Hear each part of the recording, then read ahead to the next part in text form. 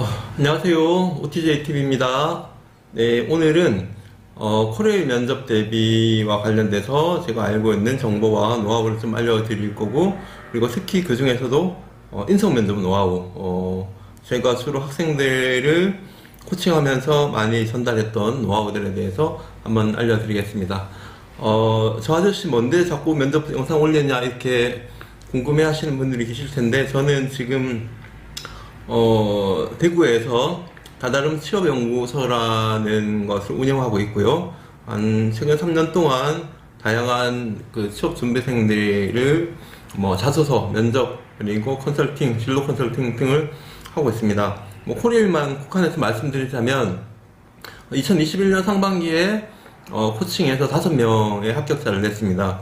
작년 하반기에도 5명 합격자를 냈고, 몇 명 해서 5명을 했어요 라고 물어보시면, 제 기억에 지금 작년 하반기부터 올해 상반기까지 총 11명 중에 10명 합격시켰습니다. 한 명은 사실 불합격된 건지 합격된 건지 몰라요. 이제 끝나고 연락이 없어가지고, 연락이 없어서 떨어지지 않았나 좀 추정하는 건데, 어쨌든 11분의 10의 확률로 코레일 면접 코칭에서 합격 도움을 드렸고요.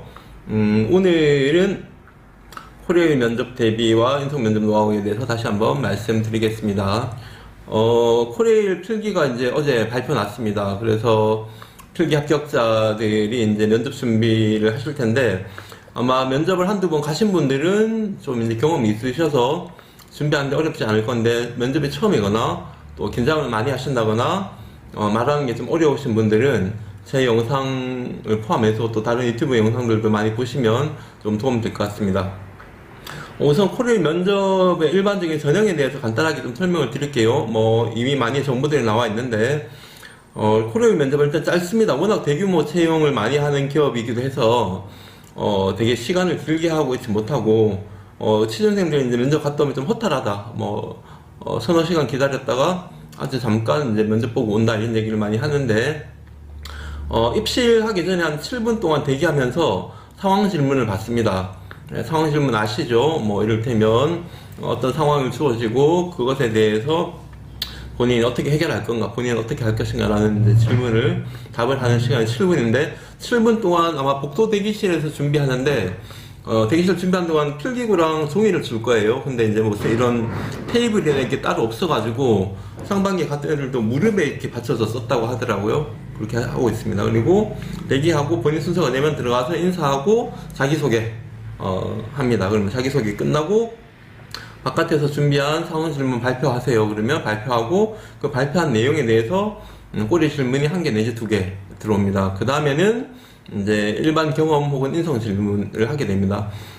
그동안은 코레일은 경험 질문을 하기로 유명한 그 공공기관이었는데, 올해 상반기는 경험 질문도 하고 일반 인성 질문도, 특히 자소서 질문도 좀 했습니다. 조금 미세한 변화가 있다고 느껴지는데 큰 변화는 아니고요. 크게 보면 다 이제 인성 질문의 범주 안에 들어갑니다.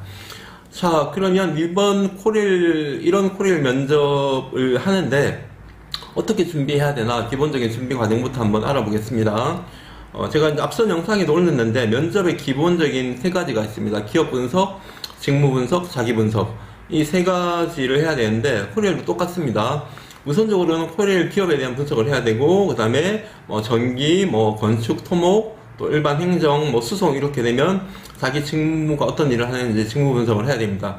근데 이제 기업 분석이랑 직무 분석한 내용이 실제 면접에 많이 나오냐 하면 꼭 그렇지는 않습니다. 앞서 말씀 면접의 기본 내용을 보면 기업에 대해서 많이 물어보는 질문은 거의 잘 없습니다. 코레일의 미래의 비전이 뭐냐, 4차 산업혁명 시대에 코레일은 어떻게 나아가야 될까, 이런 질문이 잘 없어요. 그런데 상황 질문이나 경험 질문 혹은 직무적 역량을 어필할 때 이런 내용들을 녹여서 얘기할 수 있잖아요. 그래서 기업에 대해서 전혀 모르시면 안 되고, 코레일이라는 기업이 어떤 기업인지, 그리고 내가 하는 직무가 구체적으로 어떤 직무를 하는지 홈페이지, SNS, 현직자 등을 잘 찾아서 충분히 정보를 확인하고, 상황 질문, 또 경험 질문, 그리고 직무 역량을 어필할 때, 또 일본 자기소개를 할 때 이런 것을 충분히 녹여서 해야 됩니다. 절대로 기업 분석, 직무 분석 등한시 하시면 안 되고 열심히 준비해서 하시기 바랍니다.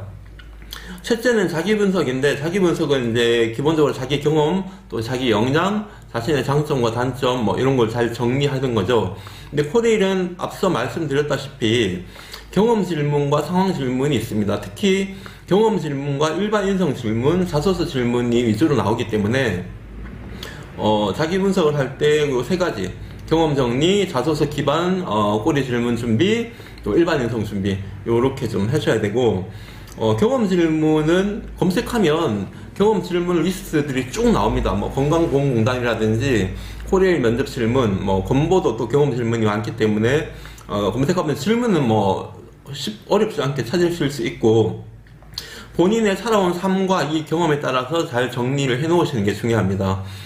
제가 오늘은 경험 질문 답변을 크게 많이 하진 않을 건데, 경험 잠깐 말씀드리면, 이제 모든 그 질문에 대한 답변은 두 갈식으로 1분 이내, 가급적 40초에서 50초 이내로 하는 것이 가장 좋기 때문에, 경험 질문은 주로 4문장 이내로 답변하는 연습을 하셔야 돼요. 그러니까 본인 인생에서 가장 도전적이었던 경험은 무엇이었습니까? 제 인생에서 가장 도전적이었던 경험은 토익 점수를 900점 따는 것이었습니다. 저는 어릴 때부터 영알못이었습니다. 영어를 하기 너무 힘들어해서 이런 식으로 해서 이제 3문장, 4문장으로 정리를 해야 되는데, 뭐 그게 영어이든 다른 자격증이든 뭐 인생에 큰 성찰을 느꼈던 어떤 뭐 순례길을 걸었든 국토 대장정을 했던 하나의 상황과 그 상황에 대해서 따른 경험을 정확하게 하는데, 또 4문장, 5문장 넘어가면 이제 시간이 길어질 거예요. 그래서 4-5문장 사이로 경험을 정리하는 연습을 하시면 시간은 거의 아마 맞춰질 거 있을 것 같습니다. 네.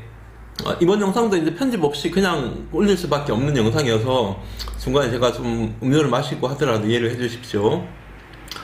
자, 그러면 제가 이제 가장 중요하게 생각하는 것은 코레일 면접뿐만이 아니라 모든 기관, 뭐 공기업이든 대기업이든, 그러니까 일반 인성, 보통 우리가 경험 상황 일반 인성 면접이라고 하는 이 인성 면접의 자세와 태도입니다. 그리고 제가 면접 코칭에서 합격률이 나름 높은 이유도 이것을 강조하고 가급적 취준생들이 이런 답변 태도를 유지하도록 제가 되게 이제 많이 노력하는 편입니다. 뭐냐, 아주 간단하고 누구나 들으면 고개를 끄덕끄덕 할 만한 것인데요. 진실하고 솔직하게, 그리고 자신이 드러나게 자연스럽게, 네. 앞에 줄여서 진솔자자입니다. 진실하고 솔직하게, 그리고 자신이 드러나게 자연스럽게. 이게 왜 중요하냐면, 이렇게 하지 않는 취준생들이 너무 많아요. 그래서, 면접관이 갔을 때 진실하고 솔직하게 하지 않는다면 어떻게 보면 임의적으로 뭔가 꾸미고, 뭔가 좀 기계적으로 답변하고, 외운 듯한 답변 태도, 이런 게 많이 드러난다는 거죠. 뭐 자신이 드러나기가 아니라 자신이 드러나지 않게 답변하는 것도 많고, 그 다음에 부자연스럽게 이렇게 하나씩 얘기해 볼게요. 진실하고 솔직하게는 우리가 이 면접도 경쟁을 뚫고 가는 거기 때문에 뭔가 정답 같은 답을 하려고 그래요. 그리고 이 질문에 대해서 면접관에게 어떻게 답을 해야지 면접관이 좋아하지? 정답이 뭐지? 이런 생각을 하면 된다. 그래서 저는 그 생각을 가급적 좀 버리라고 그럽니다. 이 질문에 대한 답은 나만 할 수 있으니까 내가 하는 거다. 그래서 가급적 이 질문에 네가 가진, 그러니까 취준생 스스로가 가진 답을 자기 삶에 비추어서 가급적 진실되고 가급적 솔직하게 답을 하자. 예를 들면 어떤 게 있을까요? 지원자는 고객 응대 능력이 뛰어납니까? 이런 질문을 할 때 사실 저는 조금 내성적이고 소심한 편입니다. 그래서 사람들 앞에서 적극적으로 말하는 게 그렇게 편한 편은 아닙니다. 하지만 제가 어떤 일을 맡았을 때 제가 주어진 책임을 다하고 이렇게 얘기를 하는 거예요. 그러니까 뭐 고객 응대를 능력이 필요한 어떤 기관이 있는데, 내가 고객 응대 능력을 썩 그렇게 잘하지 못하면 또 그런 사람이 있잖아요. 낯을 가리고 또 내성적이고 또 좀 소심한 편이고, 그러면 그런 걸 드러내세요. 괜찮습니다. 대신 그렇게 하더라도 카페 아르바이트를 하면서 잘 해봤고, 그런 성격임에도 불구하고 나름 노력을 해서 사람들과 좀 친하게 지내려고 애쓰고 노력하는 편이다 라고 얘기하는 게 나은 거예요. 근데 누가 봐도 내성적이고 낯가릴 것 같고 소심하고 사람들 앞에 서면 너무 긴장하는데 나 고객 응대 능력이 좋습니다 라고 하는 게 오히려 좀 이상하게 보이는 거죠. 그래서 가급적 본인의 성격에 맞게끔 진실되고 솔직하게 얘기하는 거. 근데 너무 정답처럼 얘기하려고 하면 뭐 응대 능력이 없네, 응대 능력이 좋습니다. 또 뭐 여러 가지 그 직무 능력으로 뽐내야 될 분석력, 뭐 계획성, 꼼꼼함, 뭐 면접관 입장에서는 어떻게 들리냐면 전부 다 잘한대요. 분석력도 좋고, 계획성도 좋고, 목표의식도 좋고, 고객 응대도 잘하고, 뭐 진상 고객도 잘 응대해봤고, 전부 다 잘한다고 하니까 면접관 입장에서 오히려 그게 조금 이상하죠. 그걸 다 잘할 수가 없는데. 그래서 본인이 좀 부족했던 부분은 인정하고, 혹은 솔직하게 자기가 난 이런 사람입니다 라고 얘기하면서, 하지만 저는 이렇게 노력해서 극복했다, 혹은 노력해서 고치려고 하고 있다라고 얘기하는 게 좋습니다. 두 번째는 자신이 드러나게 하는 게 중요한데, 면접이니까 제가 답하니까 제가 드러나는 거 아닌가요? 라고 할 수 있는데, 제가 예를 들어 볼게요. 의사소통에서 본인만의 노하우가 있습니까? 이런 질문을 합니다. 그럼 보통 우리가 저는 경청입니다, 저는 역지사지입니다, 이렇게 얘기해요. 의사소통 능력에서 제가 가진 노하우는 경청의 자세입니다. 팀 프로젝트를 할 때 팀원들의 얘기를 충분히 잘 듣고 끝까지 얘기를 경청하면서 그 팀원이 어떤 얘기를 하려고 하는지 얘기를 들었습니다. 그래서 저는 이런 경청의 자세로 팀 프로젝트를 잘 이끌 수 있었습니다, 이렇게 얘기를 합니다. 디테일 하나도 없죠. 그냥 경청했다, 팀원들의 얘기를 잘 들었다 라고 하는 거예요. 이 얘기는 고등학생도 중학생도 심지어 초등학생도 웬만하면 얘기할 수 있어요. 경청이라는 단어를 알면. 혹은 역지사지. 저는 역지사지의 자세가 뭐 소통에서 되게 중요하다고 생각합니다. 저와 그 사람의 입장이 다를 것이기 때문에 그 사람의 입장에 서서 얘기를 한번 생각해 보겠습니다. 이렇게 얘기하는 일반적인 게 아니라, 내가 드러나려면 나의 경험과 나의 사례가 구체적이고 진실되게 드러나야 됩니다. 저는 의사소통에서 경청의 자세가 중요하다는 것을 제 경험을 통해서 배웠습니다. 국토대장정을 할 때 저는 팀장을 맡았습니다. 저는 팀장을 맡으면서 팀원들 어떻게든 완주하기 위해서 끌고 가고 다그쳐보고 했습니다. 근데 둘째 날 밤에 팀원들이 저를 좀 질책하는 의견을 들었습니다. 너무 혼자 기분이 업돼서 앞서 나가려고 하니까 팀원들이 전체 힘들다, 간격도 벌어지고 팀장이 먼저 나서지 마라, 팀원들을 좀 끌고 가면 좋겠다, 이런 비판의 목소리를 들으면서 제가 팀원들의 의견에 귀 기울이기보다 제 의욕이 너무 앞섰구나 라고 생각했습니다. 그래서 저는 의사소통에서 경청의 자세가 되게 중요하다는 걸 느꼈습니다 라고 자기 경험과 자기 사례에서 자기가 경청이 중요하다는 걸 느꼈던 걸 얘기해야 되죠. 근데 이 사례가 없고, 저는 경청이 중요합니다, 타인의 얘기를 잘 듣는 게 매우 중요하다고 생각합니다, 그래서 잘했습니다 라고 얘기하면 다 똑같은 거죠. 철수도, 영지도, 민지도, 민수도, 택진이도 다 똑같은 경청을 얘기하면 면접관 입장에서는 이 친구의 경청은 책으로 배웠네 라고 밖에 되지 않는 거죠.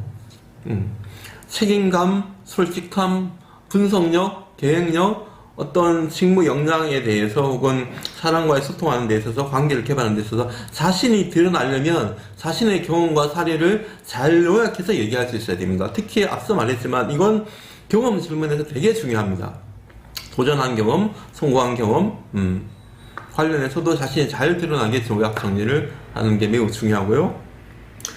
세 번째는 자연스럽게 의견을 얘기하는 게 중요한데요. 그러니까 부자연스러운 게 있다는 거죠. 부자연스러운 거 어떤 거냐 하면은, 이게 말을 할 때 부자연스러운 거랑 내용이 부자연스러운 거 두 가지가 있습니다. 말을 할 때 부자연스러운 거는 책 읽듯이 하는 것, 혹은, 초등학생이나 중고등학생처럼 조금 너무 이제, 안녕하십니까, 저는 뭐 이렇게 얘기하는 게 좀 있거든요. 그러니까 지금 이제, 그러니까 원래 대화하듯이 얘기하는 게 되는데, 부자연스럽게는 긴장이 돼서 그런 게 있고, 또 자연스러운 자기 얘기가 아니라, 어디서 주워 들은, 그리고 혹은 어디서 베껴온 답을 외워서 얘기할 때 부자연스럽게 되는 경우가 많습니다. 이런 경우를 이제 면접 코칭하면 많이 보게 되는데, 쉽지는 않아요. 왜냐하면 이제 과도한 긴장 때문에 그런 경우는 그 긴장이 해소되지 않는 이상 좀 어려운데, 최근에 건강보험공단 면접 준비를 하면서, 이제, 여성 취준생인데, 4번 코칭을 했는데, 3번째까지 안 되다가 4번째 한번 확 바뀌어버렸어요. 이제 보니까, 3번째까지 할 때 계속 스크립트를 쓴 걸 외워서 답변을 하는데, 그거를 알고 이제 스크립트에 없는 질문을 몇 개 하는데 그냥 편하게 얘기가 나오는 거예요. 자기 경험에서 하니까. 그 이후로 지금과 같은 답변 태도만 유지해서 좀 하라고 하니까 갑자기 확 바뀌어버렸어요. 진짜 어떻게 보면 일순간에 그렇게 돼버렸는데, 저는 이제 보통 우리가 답변 짤 때 스크립트를 써서 외우는 게 나을까요? 키워드를 써서 말 연습하는 게 나을까요? 하는데 보통 이제 우리가 후자를 추천합니다. 키워드를 위주로 말하는 연습을 하면 똑같이는 아니지만 큰 골자가 바뀌진 않으니까, 뼈대가 바뀌진 않으니까 그게 좋은데, 근데 키워드 위주로 해서 또 말을 못하는 사람이 있으면 스크립트를 써서 외우게 하는 것도 좋거든요. 근데 스크립트를 써서 외워서 했을 때 너무 부자연스럽다고 하면 그거는 본인의 경험과 또 여러 가지 일반 인성 질문은 본인이 그냥 좀 답변을 하는 연습을 하시는 게 훨씬 좋을 거예요. 그래서 다시 정리하면 부자연스러운 말투, 부자연스러운 답변, 이것은 최대한 외워서 하는 것보다 자연스럽게 자신의 머릿속에서 좀 구조화시켜서 하는 연습을 하시고, 과도한 긴장 때문에 자연스럽게 잘 안 되는 것은 방법이 없습니다. 끊임없이 연습해야 됩니다. 네, 강약, 고저, 말 연습을 하면서 좀 자연스럽게 실제 나이가 조금 많은 어른과 대화하는 말투로 얘기해야 됩니다. 제가 지금 이제 여러분들과 뭐 약간의 강의하듯이 일방적으로 얘기하고 있는 거지만 뭐 뭔가 외워서 하는 게 아니잖아요. 이제 여기 지금 PPT만 띄워놓고 제가 이 주제를 가지고 설명하듯이 하는 거니까 이런 연습들을 꾸준히 하시면 좋을 것 같습니다. 그리고 진실하고 솔직하게를 조금 좀 덜 얘기한 것 같은데, 사장님 제가 얼마나 진실하고 얼마나 솔직하게 얘기해야 될까요? 사장님 아니고 대표님. 사장님도 되고 대표님도 됩니다. 제가 투잡이라서 진실하고 얼마나 100% 진실하면 좀 불편해요. 너 우리 회사에 왜 왔니? 나 돈 벌러 왔어. 끝! 이건 너무 진실하잖아요. 너무 솔직하고 한 70% 정도 진실하면 좋을 것 같은데, 이렇게 수치화하는 게 좀 웃기긴 한데, 뭐 예를 들면 삼성에 입사하는 친구들은 저는 1등 기업 삼성에서 연봉을 많이 받고 제가 가진 역량을 1등 기업 삼성에서 열심히 하고 싶습니다. 이렇게 얘기하면 괜찮아요. 또 실제 그렇게 많이 하고. 그러니까 사람들이 뭔가 공기업에 올 때는 코리아 같은 공기업 할 때는 공익적 목적, 국민적인 교통수단으로서 어떤 뭐 책임의식, 청렴함 이런 걸 어필하는데, 뭐 여러분들도 알고 저도 알지만 우리가 가진 청렴함이라는 게 그냥 보통 사람의 청렴함이잖아요. 그래서 어필하기 위해서 막 그 도덕적인 윤리성 이걸 가지고 있는데, 공기업 면접관들이 알고 있습니다. 일반적인 현재 20대 혹은 30대 초중반에 어떤 정도의 그 인식을 가지고 있는지를 보통 평균적으로 인지하고 있기 때문에 너무 과도하게 하지 않으시는 게 좋습니다. 예를 들면 우리 코레일에 왜 지원했습니까? 네, 대표적인 국민 공기업인 코레일은 어쩌고 저쩌고 해서 저도 이런 그 공익적 정신에 발맞춰서 국민의 희생하고 봉사하기 위해서 왔습니다 라고 했을 때 너무 정답 같은 정답인데 하나도 안 와닿죠. 답변 내용이 여러분 저는 차라리 이렇게 하려고 합니다. 코레일을 지원할 때는 워라벨과 또 공기업이라는 안정성 때문에 지원했습니다. 하지만 면접 준비를 하면서 코레일을 알아가면 알아갈수록 이 코레일이라는 기업에 더 오고 싶어졌습니다. 코레일이 하고 있는 이런 사업과 4차 산업혁명 시대에 코레일이 안전을 위해서 하고 있는 이런 사업을 보면서 저는 더 코레일에 오고 싶어졌습니다. 차라리 이렇게 하라고 그래요. 그냥 처음부터 뭐 국민 안전 막 이렇게 하는 것보다.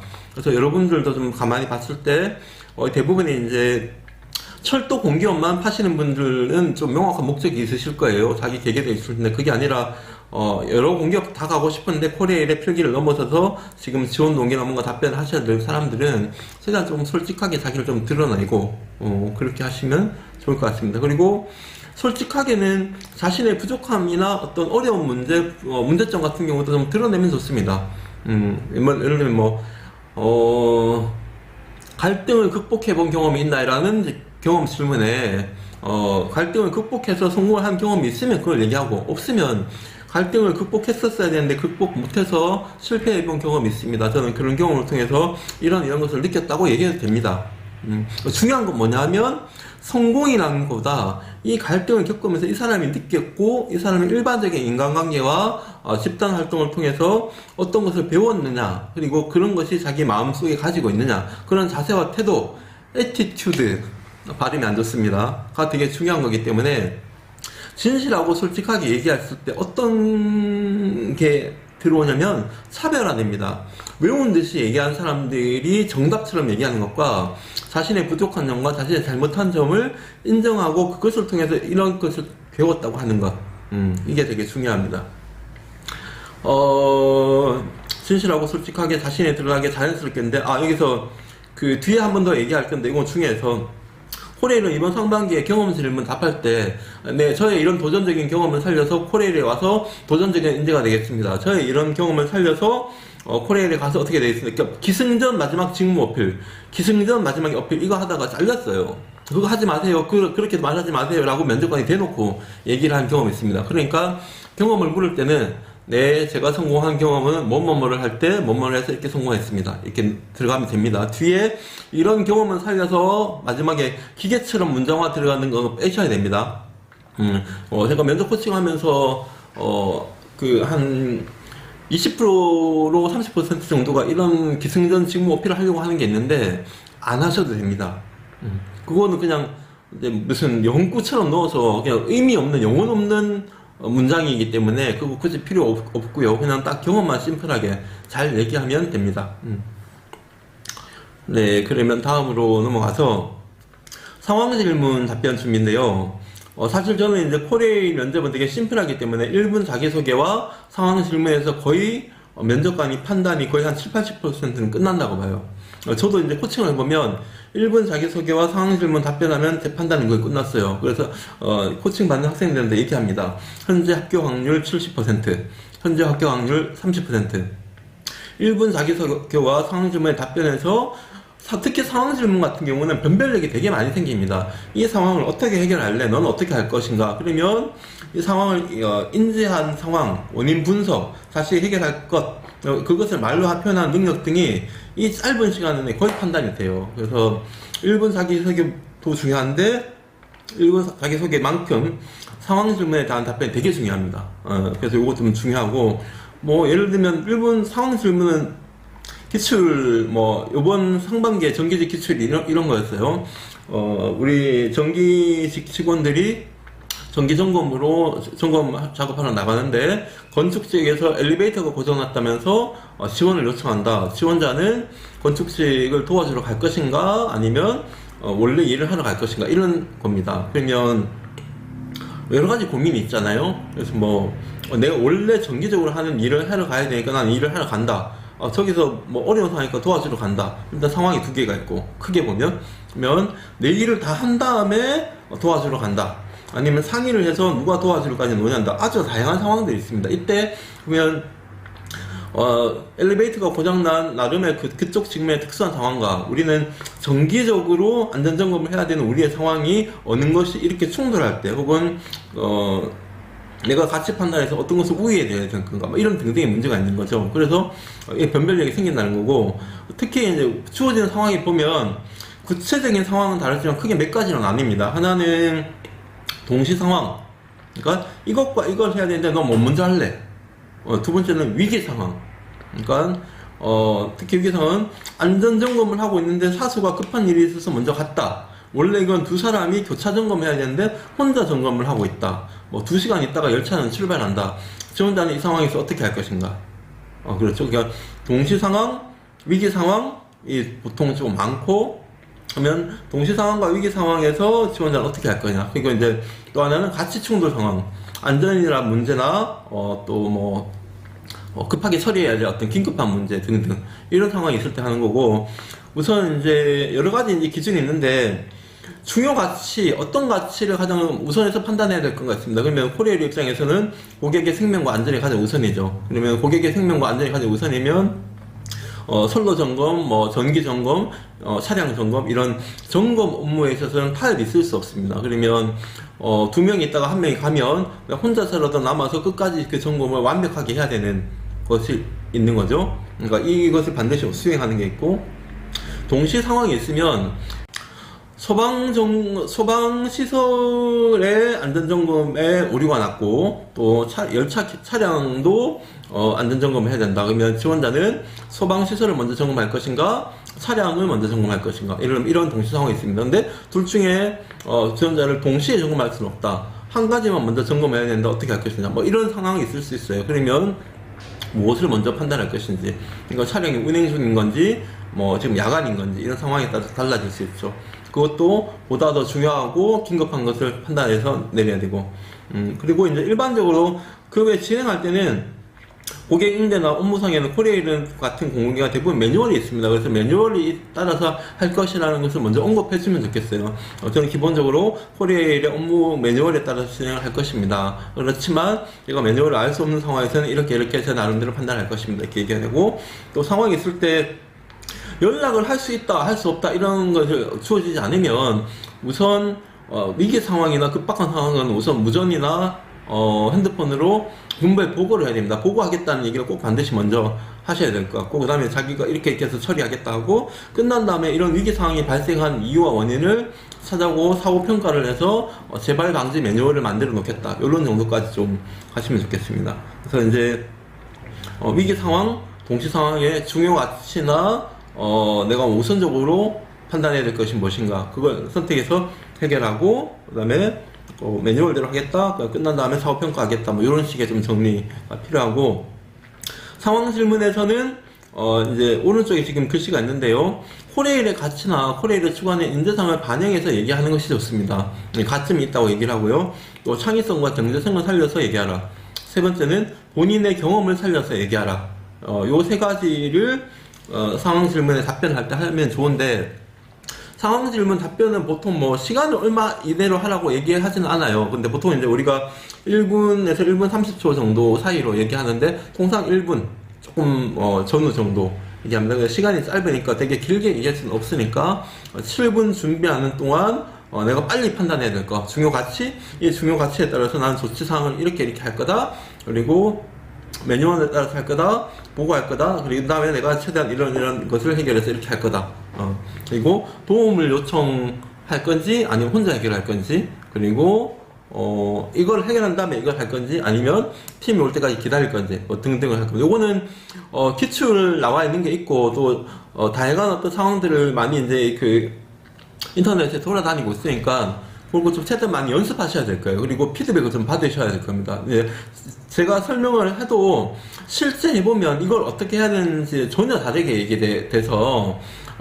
이제 구체적으로 사례를 가지고 얘기를 하는 게 좋을 텐데, 오늘 시간 관계상 제가 시간이 되면 이것만 따로 한번 만들어서 말씀을 드리겠습니다. 상황 질문 이 정도까지 하고요. 면접 기출 질문을 보면 요거는 올해 상반기에 질문 받았던 것 중에 제가 몇 개만 가져온 겁니다. 경험이랑 일반 인성 질문인데요. 부족한 점을 개선했던 경험 얘기해봐라. 팀 활동 중에 팀원 유대감 높이기 위해 했던 방법이 있으면 얘기해봐라. 안전의 중요성을 깨달은 경험 얘기해봐라.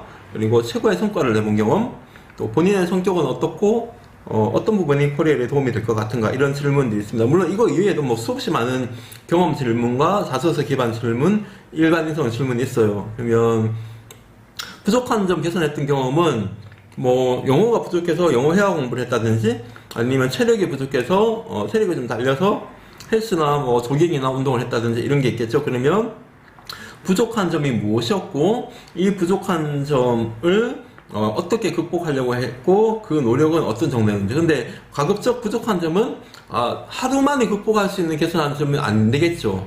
발표 능력이 부족했다, 그래서 뭐 스피치 학원을 다녔다, 아니면 면접 스터디나 시사 스터디를 해서 했다.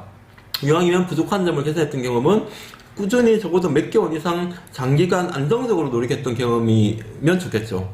하루 만에 나 이거 부족했는데 이거 개선했다 하면 너무 당황스럽겠죠, 면접관이. 두 번째, 팀 활동 중에 팀원의 유대감을 높이기 위한 방법. 이것은 보통 우리가 팀원들의 유대감 높이기 위한 방법이 뭐가 있을까요? 뭐 과학생회가 있다, 집행부가 구성됐다, 뭐 MT 가죠. 아니면 뭐 회식하거나 뭐 술을 하거나 맛있는 걸 먹거나 뭐 야유회를 가거나 놀러 가거나 이렇게 되는데, 팀 활동이면, 그러니까 이것도 하루 팀 활동이라기보다는 적어도 조별 과제 뭐 몇 주, 혹은 대외 활동 뭐 2달에서 뭐 6개월, 1년, 혹은 졸업 프로젝트 같은 조금 나름 긴 활동 중에 팀원들 간의 유대감을 높이기 위한 방법이 있겠습니다. 근데 뭐 회식을 했습니다, 이런 거 좀 별로죠. 회식 같은 건 누구나 생각할 수 있는 거니까 팀원들의 유대감을 높이기 위해 했던 방법, 본인 내용은 솔직하게 본인의 기억 속에서 그런 방법을 본인이 제안한 게 있는지, 그러면 뭐 아주 단순한 것부터 좋습니다. 저는 팀원 개개인들 간의 어떤 결합력을 높이기 위해서 팀원들의 어떤 특성을 좀 파악해서 제가 먼저 말을 붙이고 1대1로 뭐 예를 들면 저희 그 NCS 스터디 하는 친구 중에 한 친구는 새 팀, 처음에 어색했는데 팀원이 한 7명, 8명인데, 처음에는 조금 한 뭐 2주, 3주 정도까지는 스터디만 하다가 이 친구가 다른 팀원들에게 같이 밥 먹을래요? 같이 차 마실래요? 해서 1대1로 밥도 먹고 차도 마시고 하면서 분위기가 되게 좋아졌어요. 그리고 그 친구 때문에 다른 팀원들이 다 같이 얘기도 나눌 수 있는 과정이 됐습니다. 이런 거 되게 좋습니다. 아주 자연스럽고 실제 자기가 한 거기 때문에 이거는 자소서 사례로도 쓰고 면접 사례로도 쓰고 있으니까 이런 걸 좀 얘기해 주시면 좋을 것 같고, 안전의 중요성을 깨달은 경험은 사실 좀 많이 있진 않아요. 예를 들면 공대나 이공계 같은 경우는 실험 실습 수업을 할 때, 그러면 화학약품이라든지 뭐 전기장치, 기계장치 등을 다룰 때 안전에 좀 이제 교육을 좀 받잖아요. 또 교수님께서 혹은 조교님께서 말씀하시는 게 있으니까 뭐 이런 사례들을 얘기하는 게 좋고, 아니면 인턴이나 실습할 때 그런 좀 안전교육을 받았거나 실제 그런 게, 아니면 뭐 교통안전 이런 거 괜찮습니다. 이런 거 실제 자기 경험 좀 살리면 좋을 것 같고요. 최고의 성과를 내본 경험인데, 최고라는 게 좀 걸리죠. 최고. 근데 본인이 진짜 뭐 최고의 성과를 내본 경험이면 있으면 얘기를 하시면 좋을 것 같고, 뭐 카페 아르바이트를 할 때 제가 레시피를 제안해서 그 상품이 많이 팔려서 카페 매출의 뭐 15%, 20%를 달성했다. 이런 정량적인 평가도 괜찮고, 최고는 보통 정량적인 평가가 많겠죠. 아니면 뭐 토익 했는데 레벨 7이 최고인가요? 아니면 뭐 오픽 같은 경우는 AL을 땄다. 그리고 본인이 열심히 했다. 그리고 내가 이 성과를 내기 위해서 얼마나 열심히 했는지가 어필돼야 되겠죠. 그래서 대부분의 어떤 경험 질문은 그 경험 질문에 맞는 키워드들이 있어요. 예를 들면 도전 같은 경우는 왜 도전하려고 했는지랑 실현과 좌절이 있어야 돼요. 저는 토익 900점을 따기 위해서 도전했습니다. 그래서 땄습니다. 근데 내 스토리가 없어. 나 원래 토익 800이었는데 900에서 100점 올린 거랑, 저는 원래 영어를 잘 못하는 사람인데 토익을 영어를 잘하고 싶고 또 취업을 위해서도 영어 점수를 높여야 됐습니다. 그래서 장장 8개월간에 걸쳐서 토익 공부를 꾸준히 해와서 900점을 맞았습니다. 물론 다른 사람들은 한 달, 두 달 만에 한 성과고, 저는 8개월에 걸쳤지만 저는 충분히 제 도전에 부끄럽지 않고 후회 없습니다. 그리고 토익 900점을 받았다는 것이 너무너무 자랑스럽습니다. 이런 뭔가 좀 실현과 좌절, 그러니까 200점에서 900점 받는 게 어렵잖아요. 이런 스토리텔링이 가능한 도전이어야 되는 거죠. 그러면 또 협업을 통해서 성과를 거둔 경험을 했을 때, 협업이라고 했을 때 보통 우리가 들어가야 될 것은 공동의 목표, 그 다음에 분업, 그 다음에 소통, 그리고 일정한 시너지를 통한 결과, 요 네 가지가 담겨 있는 게 협업인데, 네 가지가 다 담겨 있지 않더라도 협업을 어떻게 했는지가 충분히 면접관에게 들어올 수 있도록. 근데 모든 그 경험 질문에는 이런 키워드들이 좀 들어가야 됩니다. 또 여기 질문 나와 있지 않지만, 타인을 위해서 희생 봉사한 경험이 있느냐? 그러면 보통 희생한 경험은 잘 없어요. 내가 뭐 남을 위해서 내 한 몸 으스러져 이렇게 하는 경험이 잘 없기 때문에. 근데 약간씩 도움을 준 경험이 있단 말이죠. 그러면 뭐 희생한 경험이 없습니다만은 타인을 위해서 조금 도움을 준 경험이 있습니다. 제 절친이 축구를 하다가 이제 뼈가 부러져서 근데 그때가 기말고사 기간이었습니다. 자취를 하고 있었는데 친구가 학교까지 왔다 갔다 하는 게 힘들어서 제가 가방도 들어주고 친구를 부축해서 시험 치러 가고, 끝나고 또 이제 집에까지 늘 해줬습니다. 한 2주 정도 되는 기간 동안 친구를 도와준 경험이 있습니다. 이런 거 좋아요. 그러니까 실제 본인이 살아있었던 경험.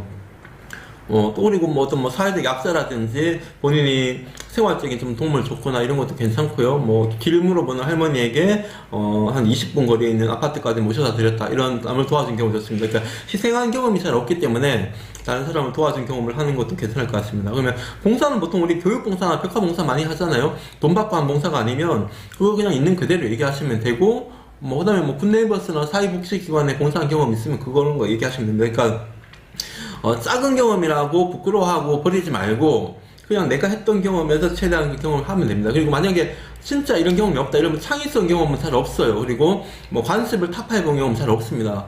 죄송합니다만 면접관님, 제가 창의적으로 활동해본 경험은 제 기억에는 잘 없습니다. 다른 질문 해주시면 고맙겠습니다 하면 다른 질문 합니다. 그 질문 없다고 떨어뜨리지 않습니다. 그러니까 없는 질문 억지로 거짓말로 내서 했던 것처럼 하지 마시고, 이상하면 꼬리 질문 바로 들어오니까 그렇게 하면 좋겠습니다.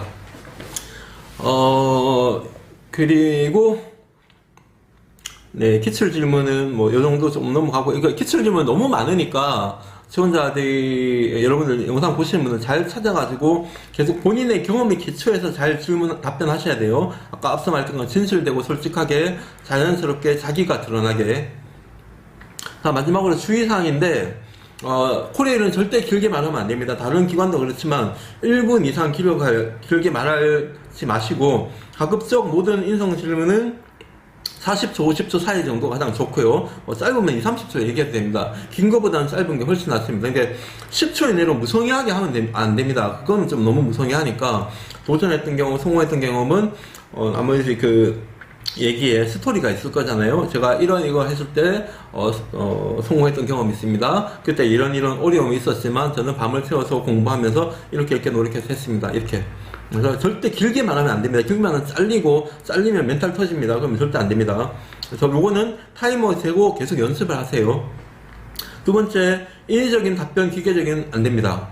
외운 티가 나는 것, 그리고 아까 얘기했던 기승전 작사 직무 어필, 이런 경험을 살려서 코리아일에, 그러니까 쓸데없는 말을 할 필요가 없는 거예요. 딱 묻는 거에만 답하세요. 리더십입니까? 팔로우십입니까? 저는 팔로우십에 가깝고, 저희는 이런 경험을 통해서 팔로우십에 가깝습니다. 코리아일에 가서 저의 팔로우십을 살려서 이렇게 절대 하지 마시라는 얘기입니다. 이거 하다가 구체적으로 지적당하면 본인 표정 관리도 안 되니까 꼭 2가지 사항 하고요. 면접을 본인이 조금 아실 건데 말하기 어렵거나 내용 정리가 했을 때 스스로 잘 하기 힘드신 분은 반드시 면접 스터디를 꾸리세요. 그리고 찾아가서 취준생들끼리 하는 면접 스터디를 통해서 피드백을 받으시고 또 계속 연습하시고, 그리고 면접은 말과 글은 연습하면 연습할수록 늡니다.